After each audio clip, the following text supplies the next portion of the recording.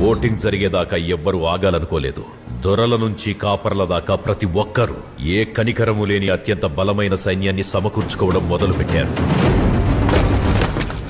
రుద్ర పండితుని పిలిపించాడు. నారంగ్ రష్యన్స్ తీసుకొచ్చుకున్నాడు. గురుంగు వాళ్ళు సెర్బియన్ ఆర్మీని తీసుకొచ్చుకున్నారు.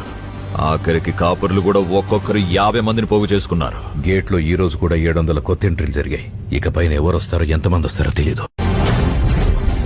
వరద గేట్లో తన ఆర్మీని రిజిస్టర్ చేయించాడు. ఒక్కడేనా? కాన్సార్లు అడుగు పెట్టినప్పటి నుంచి వాడొక్కడే ఏం చేశాడో చూశారు కదా. విష్ణుని చంపేశారు. వాడినా మా నాయకుడు.